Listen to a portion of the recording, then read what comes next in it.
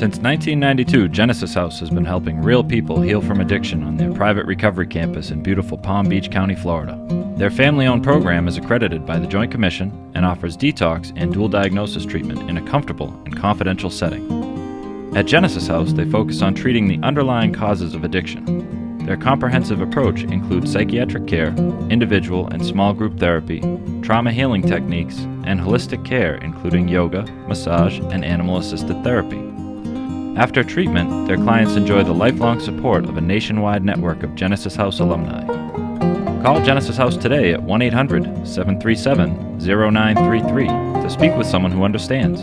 Visit them on the web at www.genesishouse.net. It's time to start your journey to a long and successful recovery.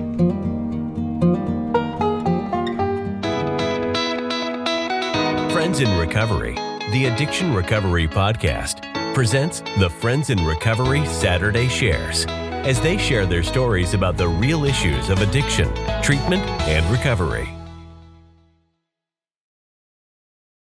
Hey, thank you, Ed. Hi, everybody. I'm Matt. I am an alcoholic and an addict, and I'm thankful to be here talking to you guys tonight. I haven't been getting to enough meetings, so right off the bat, like it's been, it's a good thing for me to do this and to be sort of like John mentioned, like voluntold to do a meeting. And yeah, I mean, it's fitting in a lot of ways that, my mom's this is how Ed, got a hold of me to do a meeting. Cause, I mention her a lot in my stories because she's been sober like 40 something years or 40, I think. I forget. I should know the exact number and date and all, but she's been sober my whole life. I'm 37, just turned 37. I got 15 years sobriety. I got sober when I was 21. And, honestly, and I'm grateful for that. And it's made my life, incredible. And there's been ups and downs, and I'll get into some of it, but there wouldn't be any of those ups and downs. I don't know how far I would have made it into my 20s without sobriety, and I wouldn't have probably gotten there as easily or as quickly without my mom, because having somebody sober in your life that is an example of basically what to do when it's time to grow up, because that's a lot of when I got to the program, and I got sober in AA, but a lot of what it really, like, for me, it was like, all right, time to grow up, I guess. Like, I wasn't thrilled to be there. I wasn't excited to get sober. I mean, who is? Usually it's we hit our bottoms and then we come in it in a lot of ways we feel as low as we've ever felt, and that's that, the gift of desperation that we hear about. So I wasn't like enthusiastic and excited to be in recovery. I just didn't know what else to do, and just was tired of trying to prove that I could drink like normal people, because that was my main drug of choice. I smoked pot every single day as well, and tried mostly all the other drugs that were around at the time. Now there's new drugs that I've never even, I don't even know about, because I've been sober long enough that that's how it goes. But I was very lucky, like I said, to get sober when I did, because I think a lot of times we think, like, I know for me, I've struggled in my sobriety, and I'm going to talk about like kind of what it was like, what happened, and what it's like now. But I've struggled in my sobriety and thinking like I haven't gotten where I want to be yet, or I haven't gotten far enough, or I'm this many years sober. Sometimes I think like I should have done more in this time, and I'm comparing myself to others, and all that kind of stuff. And I've struggled with that in my recovery. But I think it's important to remember, like, it's not just about where,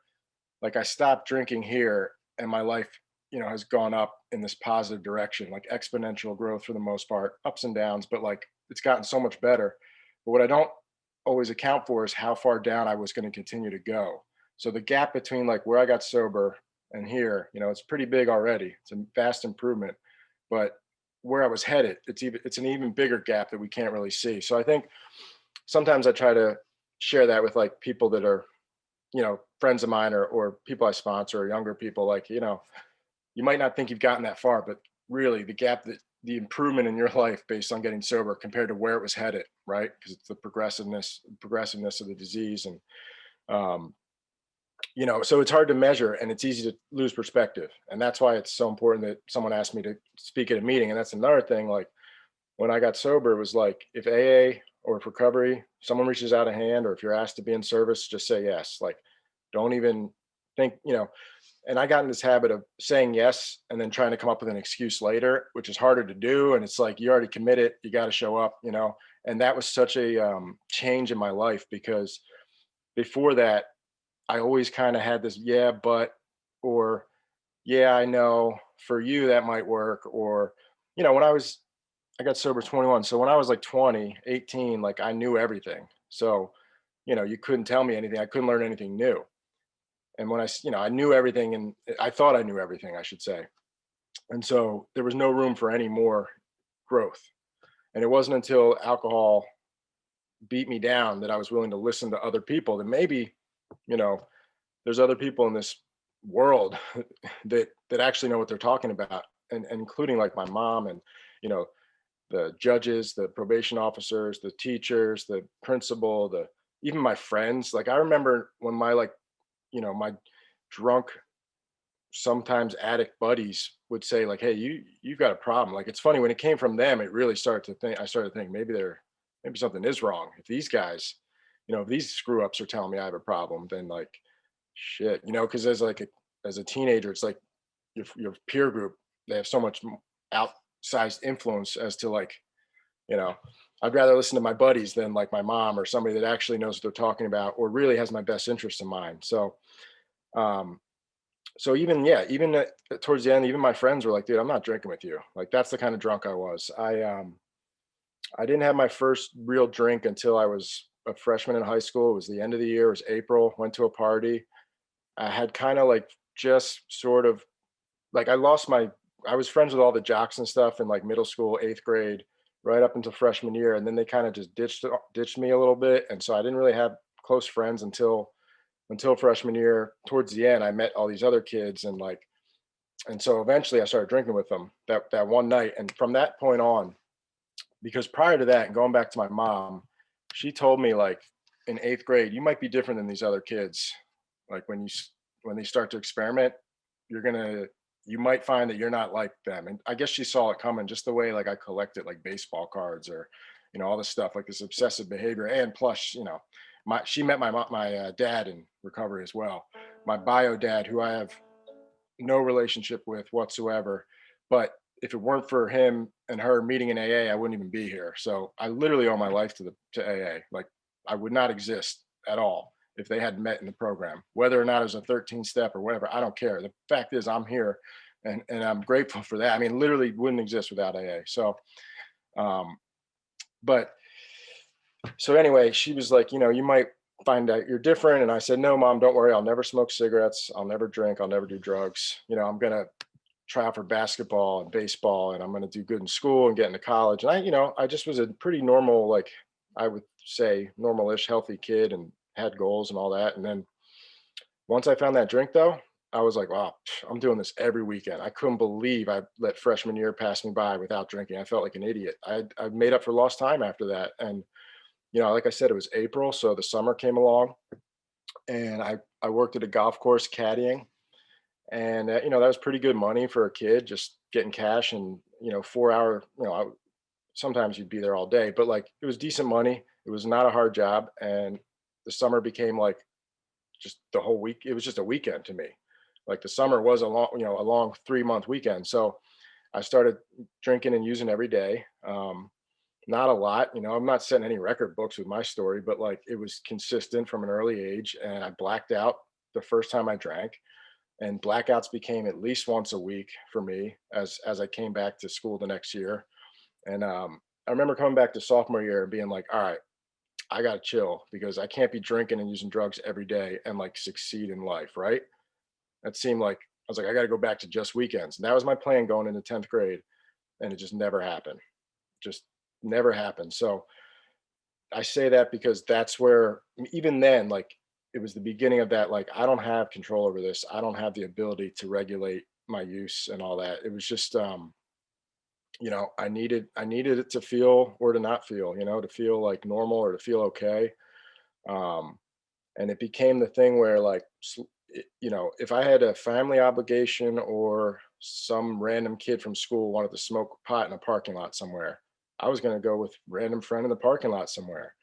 Or, sister's birthday, or like a kegger down in Broomall or whatever, somewhere far, 30-minute drive. Like, I'm going to Broomall tonight, and it like every time that decision came up, and there were times when I felt that like I really wanted to like I remember like I just started watching The Sopranos like all the way through now, and I've never really saw the series. I'm really into it right now, but I remember leaving my house some nights, like on a Friday night or Saturday night, whatever night Sopranos was airing, and my parents and my family be like watching it, and I remember being like, "Damn, I wish I could just stay and watch this with them, but I can't." And I would just walk out the door, and it was just, I don't know how aware of it I was at the time, but it was like this deep, like sort of sadness that like I just didn't have the ability to be with them, Um, and yeah, it was just that was it. And I mean, I had a lot of fun. I did a lot of dumb, stupid things like, I crashed my grandmother's car when I was 15. I didn't even have a license. I ran from the scene. The cops were already at my parents' house. Like,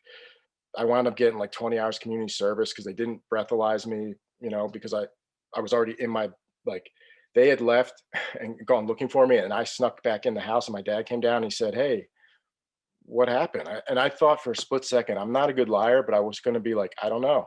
What do you mean?" And pretend like, "Oh, is the car, what? Oh God, the car got stolen," and like put on this elaborate thing. That was my first thing, but I was like, that's too much. I can't do it. And I said, I took the car, I went on Joyride, which was the truth. And he said, "Well, were you drinking?" Because the cops were, and he said, "Were you drinking?" And I said, "Maybe." And he said, "Well, you got to tell me." My dad's like old school Irish guy from like Upper Darby. Like his uncle was a cop, his other uncle was a cop. And he's like, "Well, he's like, you got to tell me because I got to let the cops know when they come back whether or not you were drinking." And I said, "Well, then no." It was my response to that. And for whatever reason, they didn't breathalyze me, all that stuff. And I got 20 hours community service. And that's kind of how my drinking career went, like lots of little slaps on the wrist, whatever. I got caught selling drugs in school in my junior year.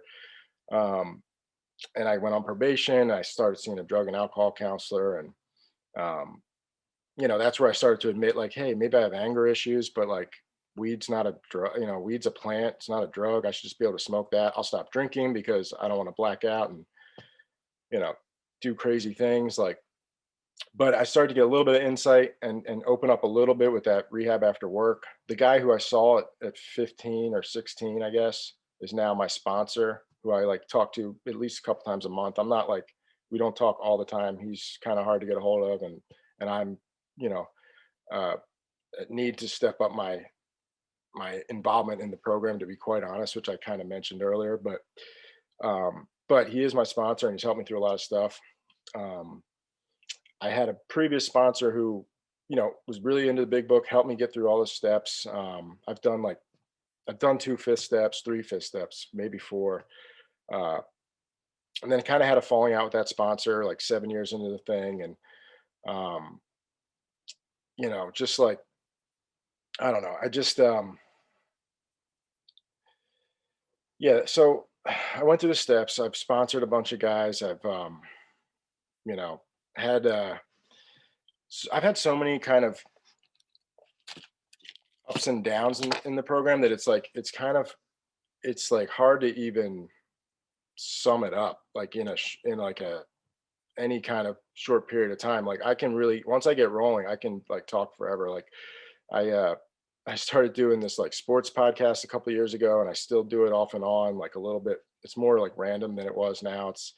But like I can do it by myself for half an hour easily, just keep going. And um so I have to kind of bring myself back. But like, I got married in recovery. I started a business prior to that. I um, then started another business my with my future wife. We started a traveling food vending business. We traveled the country selling food at music festivals. I did that all sober. Um, and, then the pandemic came and shut that down completely. But prior to that, my wife and I like split up, and then we got divorced like during the pandemic, which was going to happen anyway. That was already in the works. But the business thing got kind of ended by the pandemic, which was honestly for me, it made it easier for me because we were going to try and figure out how to kind of run it separately, but together, or there was going to have to be, you know, we were going to have to figure out how to split that up in some ways. The pandemic made it easy. It just was like, all right, screw it. We're selling everything. We're done. So as far as the business goes, but of course, like a lot of people, um, it's been a crazy couple of years in regards to all this stuff. So for me, it's been this like, and when the pandemic started, I was very fortunate because I prior to that decided like I was going to do a 90 and 90 and get to like 90 meetings in 90 days, just because like I heard some girl talk about it at a meeting. She had like 6 months, and I heard her say that. I was like, what if I actually did that? What if I tried to really put like 100% into this program? Because at that point, I was kind of like where I'm at now, where I was like, I wasn't like not sober, but I certainly wasn't fully engaging or even making close to the effort that I should be. And I started going to a meeting every day. Then the pandemic hit, and then so it was like a week into that, and then um, I started going to a meeting every day, and it was easy because of Zoom. So I could just literally log in, and I went to a meeting every night. And I think it sort of catapulted me through the harder parts, or through the beginning, all that isolation, because that was very hard. I'm a pretty social person. I couldn't see my family as much as I wanted to. I mean, I could, but it was like very, jumping through all the hoops, getting tested. It just wasn't the same. And I honestly didn't want to see them. I felt safer just not seeing them. So it was a weird time to just be like, yeah, the best thing I can do, in my mind at least, given what we knew at the time, was like not see them at all. So I know everybody dealt with some variation of all this stuff, like we all dealt with that shit. It was a kind of an interesting, wherever you fall on whatever spectrum of however you look at it, it's screwed up or changed how all of us live our lives. And the only other thing I could think of that's even remotely like that is having a drug and alcohol addiction and being like that common thread where, like you said, I don't even know anyone here, but I can get on here and tell you my story and try and relate to people and hopefully help somebody and get the help I need and get the connection that I know is one of the most important things I've gotten from this program. Because I have a lot of really good friends. One of them, well, let me start there. My buddy got married in Cape May a couple weeks ago, and I was like the officiant at the wedding. Like, I mean, I was such a screw up. Like, I couldn't do anything. I couldn't show up. I was shy. I couldn't even like talk. I remember it was funny getting sober and just raising my hand and just letting all this stuff out. And it was like I hadn't done that. I couldn't share my feelings before. I thought it was weak. I thought as a man, you're not supposed to share your feelings. I looked down on it, but it's one of the things that saved my life. And now like I said, I can do it all. I can go on and on with it, and it's cathartic, and it's such a benefit. And I was talking to some of my buddies today. We played golf, and afterwards, we were just talking about meetings, and it was like, um, it was just, the biggest gift. One of the biggest gifts is that I'm able to I'm able to shape my life today. Before, I was just a pinball. Like, I was just bouncing around. Alcohol and drugs, like I said before, usually it was like that was going to win out 9 times out of 10. I was choosing to drink over anything else. And wherever it took me. And it was usually bad. I was a very like volatile drunk, like violent, angry, crazy. Like, luckily it was high school, and it was just little scuffles with my buddies. And it wasn't like the kind of thing, I never like really, really hurt anyone too badly, except for one time. But um, and it would have continued. It would have gotten worse, like I talked about before. But now with this gift of sobriety, like I'm able to choose what I want. And so the business got shut down. I went back to school. I'm still in school. I got into a new career. Now I'm actually in the field as well. Just started working in as kind of like an office position in at a counseling, drug and alcohol counseling place up near me, which is cool. Like I wanted to be doing something that, you know, gives me like some kind of I don't even know what the word is, but purpose, I guess, and I've like a career. So, I've been able to kind of make these decisions, and like, is it what's going to stick? Is it my lifelong career? I don't know, but my point is that, with recovery, we have a say in what happens to us, and I do rely on something greater than myself. I don't, you know what that is exactly, but I know it's certainly not me. But like, I have the ability to show up and to take the action. I don't necessarily always know what to do, and that's what, like, the mentor, my sponsor, my family, people in recovery, I can bounce those ideas off of other people and get the guidance I need. But like, I am totally able to do it, and it wouldn't be that way. It just wasn't going to be that way. I mean, they talk about jails, institution, and death, like, for sure. Like I said, I mean, I was a very unstable when I was drinking, just not safe. And let alone like happy and fulfilled, which I'm, you know, have experienced in my sobriety. I meant, like, my best friend, sober, he was sober, but he passed away like three in August. He passed away on his girlfriend's birthday. And we buried him on his mom's birthday. It was brutal. Um, but he had a serious drug addiction, worse than mine ever was, and he had years sober at different times. He kind of had some 3-year stints, and then he relapsed, whatever. Anyway, that happened like a couple months ago, and it really, I mean, pardon my French, but it really fucked me up. And I'm not going to ever be over it. But I was depressed for a couple months, and now it's like, all right, like, I'm still grieving, but I'm not giving up, and I'm not like, drinking or whatever. That didn't really even enter my mind, which again is another testament to this recovery. Like I wasn't happy about it, and I think it's something I'm still going to need to work through. I mean, but it's just one of those things that happens. Like, is it a reminder for me that, like, I need to stick into the program? Yeah. Is that like the reminder I want it? No. It is one of those things. And but yeah, it's interesting because, like, regardless, good and bad stuff is going to happen in our recovery. And I was talking to another person about this last night. Like, that, regardless of what is happening, like, how do I react to it? That's what I can control, and that's what this program's given me. Do I do it right all the time? Not even close. But I have a shot. Like, I have a shot every day to kind of do the right thing. And I was incapable of doing that before I got sober. So um, yeah, I'm just grateful to be here, guys. I don't know. Hopefully there was something in there that can be a thread through that message. But basically, it's gratitude. As much as, like, that painful loss. Again, I wouldn't have, and I said this at his service. Like, as much as it was a tragedy to lose him, it was such a gift to know him and to be. If it wasn't for sobriety, again, that's how we knew each other. So uh, that's all the gifts I have in my life are as a result of that decision to ask for help. And so that's all. Thanks, guys. That concludes this episode of Friends in Recovery Saturday Shares.